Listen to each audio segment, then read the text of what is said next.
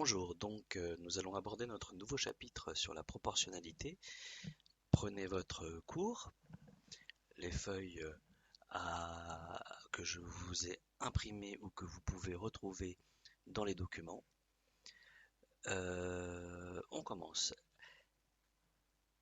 Dans ce chapitre, la calculatrice sera autorisée, elle sera autorisée tout le temps, que ce soit pour le cours, les exercices et aussi au contrôle. On va commencer par une définition. La définition de grandeur. Qu'est-ce que c'est qu'une grandeur? Une grandeur, en science, c'est quelque chose qui se mesure ou qui se compte. Une longueur est une grandeur, ça se mesure en mètres par exemple. Une température est une grandeur, ça se mesure par exemple en degrés Celsius. Des choses ne se mesurent pas ou ne se comptent pas de manière très facile. Les sentiments ne sont pas une grandeur, l'humour n'est pas une grandeur, etc., etc. Première définition du cours, deux grandeurs sont proportionnelles si on passe de l'une à l'autre en multipliant par un même nombre. Ce nombre est appelé un coefficient de proportionnalité. Exemple, le périmètre d'un carré est proportionnel à son côté, évidemment, puisqu'on fait 4 fois le côté pour calculer le périmètre. Donc P égale 4 fois C, le coefficient de proportionnalité c'est 4. La taille et l'âge d'une personne ne sont pas proportionnels. Ça signifie que vous ne multipliez pas l'âge de quelqu'un par un certain nombre pour obtenir sa taille. Ça ne fonctionne pas du tout de cette manière-là. Voici un autre exemple. Le prix d'un kilogramme de tomates coûte 1,60 €. Le prix et la masse sont proportionnels. C'est-à-dire que 1 kg coûte 1,60 €, 2 kg coûteront le double, donc 2 fois 1,60. 3 kg coûteront 3 fois 1,60, etc., etc. Notre coefficient de proportionnalité, c'est 1,60 ou 1,6. Dans le tableau ci-dessous, eh bien, on va le remplir de la manière suivante. Nous avons des masses sur la première ligne et des prix sur la seconde. Dans le tableau, j'ai déjà rempli la colonne 1 kg juste en dessous, 1,60 €. Ici, là et là, ces deux mesures se correspondent. Et dans les petites bulles qui sont sur le côté, eh bien, on va indiquer les valeurs 1,60 multiplié par 1,60 pour passer de haut en bas et divisé par 1,60 pour passer de bas en haut. La calculatrice étant autorisée, on va l'utiliser. Vous apercevez ici que la calculatrice donne le résultat sous forme de fraction. Dans la Casio collège, il faut appuyer sur la touche SD pour basculer, qui est ici, pour basculer de l'affichage décimal à l'affichage fractionnaire. Donc nous, on va garder les nombres décimaux. Maintenant, pour trouver le nombre qui va ici, au-dessus du 0,4, eh bien, nous allons effectuer 0,4 divisé par 1,6.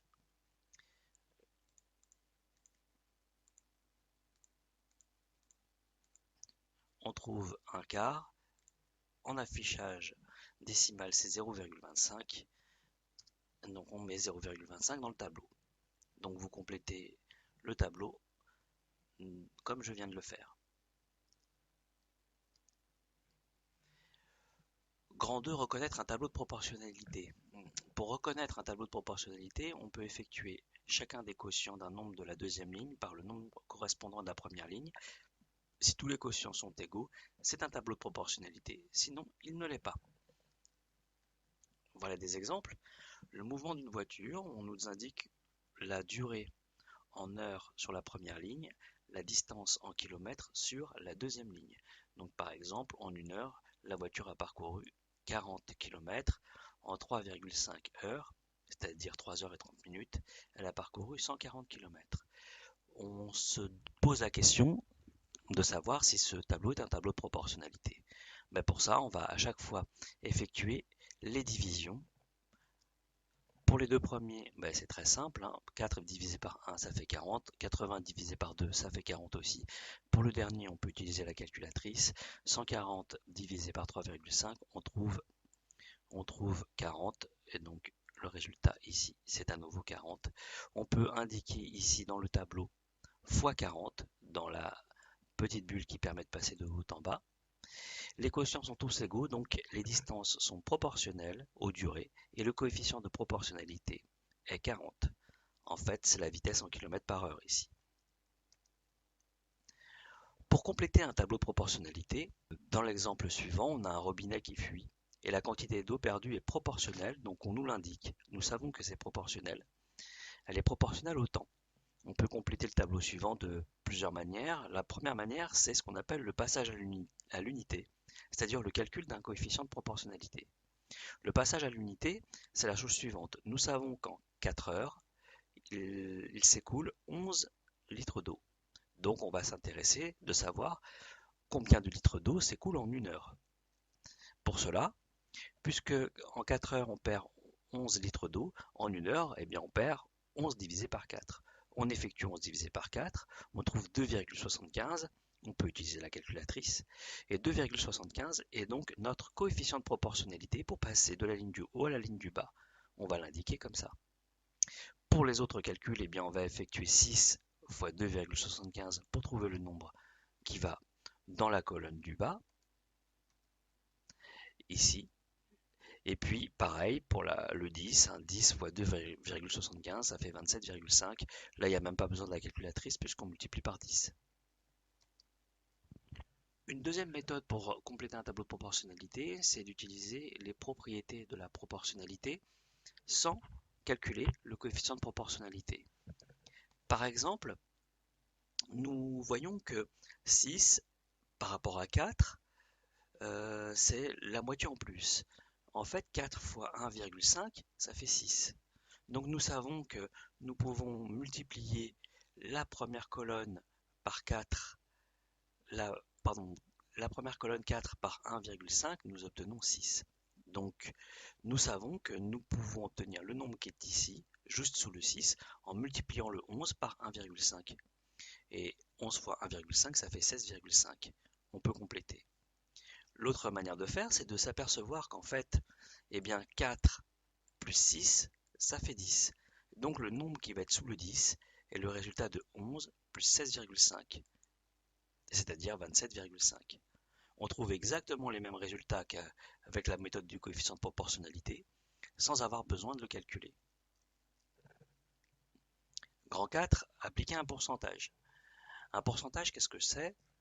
C'est une proportion par rapport à 100. Un pourcentage de P% traduit une situation de proportionnalité de coefficient P sur 100. Donc appliquer un taux de P% revient à multiplier par P sur 100. On va voir ça sur des exemples. Par exemple, on veut calculer les 40% de 600. Mais 40% c'est 40 divisé par 100. Et 40 divisé par 100 étant notre coefficient de proportionnalité, on fait 40 sur 100 fois 600. C'est ce que j'ai écrit ici. On peut utiliser la calculatrice et on obtiendra 240. On peut essayer de déterminer un pourcentage. Pour déterminer un pourcentage, cette fois-ci, on va essayer de retrouver l'écriture fractionnaire du dénominateur 100. En fait, on cherche la proportion par rapport à 100. On va voir ça sur un exemple. Dans un collège de 480 élèves, il y en a 216 qui sont externes et on s'intéresse de connaître le pourcentage d'externes dans ce collège. Première méthode, nous savons que nous voulons une proportion sur 100, c'est-à-dire que on a 216 élèves par rapport à un total de 480 et nous cherchons à savoir ça fait combien d'élèves sur 100. Donc dans ce cas, ça veut dire que nous voulons passer de la fraction 216 sur 480 à quoi sur 100. Donc on va essayer de voir comment on peut passer du dénominateur 480 au dénominateur 100. Pour ça, on fait 480 divisé par 100, ça fait 4,8. Nous savons qu'en faisant 480 divisé par 4,8, on obtient 100. Donc il suffit de faire 216 divisé par 4,8 et on obtiendra le numérateur de la fraction sur 100. C'est ce que j'ai fait. Ça fait 45. Et donc, il y a 45% d'élèves externes dans ce collège. Une deuxième méthode consiste à utiliser un tableau de proportionnalité. Un tableau de proportionnalité consiste à se dire, eh bien, nous avons quelles choses importantes qui interviennent. Nous avons des externes qui sont comptabilisés en nombre d'élèves, donc 216 élèves sur un total de 480 élèves. Ce total en pourcentage correspond toujours à 100. Et donc nous cherchons le pourcentage, c'est-à-dire la colonne qui est ici, juste au-dessus du 100. Pour cela, on cherche à savoir par combien on multiplie. On procède en cherchant le coefficient qui est ici, donc 216 divisé par 480, je trouve 0,45, et 100 fois 0,45, ça fait 45. Les échelles. Sur un plan, les distances sont proportionnelles aux distances réelles. On appelle échelle le coefficient de proportionnalité qui permet de passer des distances réelles aux distances sur le plan. Les distances doivent toujours être exprimées dans la même unité. Ça, c'est très important. Exemple. Sur une carte, on peut lire réduction à l'échelle 1 sur 25 000. On dit aussi 1 25 millième. Cela signifie que 1 cm sur la carte correspond à 25 000 cm dans la réalité. 25 000 cm, ici, que l'on peut convertir en mètres, mais attention, sur l'échelle qui est ici, le 1 et le 25 000 sont nécessairement dans la même unité. Dans quelle unité? Celle qu'on veut. Je peux dire que 1 cm, c'est la même chose que 25 000 cm. Je peux dire que 1 mètre, c'est la même chose que 25 000 mètres. Je peux dire que 1 mm, c'est la même chose que 25 000 mm, etc., etc. Donc, dans le tableau à compléter, j'ai bien indiqué que les distances sur le plan en centimètres correspondraient aux distances réelles en centimètres. Je mets la même unité. Très important. Donc j'ai écrit la chose suivante. Je sais que 1 cm, c'est 25 000 cm. Et donc, il est évident que pour passer de la ligne du haut à la ligne du bas, je vais multiplier par 25 000. Et dans l'autre sens, je vais diviser par 25 000. On peut compléter le tableau avec les valeurs suivantes. 0,04 cm, eh bien je multiplie par 25 000, ça fait 1000 cm. Supposons que j'ai 1 million de centimètres, je veux savoir quelle distance ça représentera sur le plan, ben, je vais diviser par 25 000. La calculatrice est toujours autorisée, je l'ai déjà expliqué. J'obtiens 40. Et donc 40 cm sur la carte sont l'équivalent de 1 million de centimètres dans la distance réelle.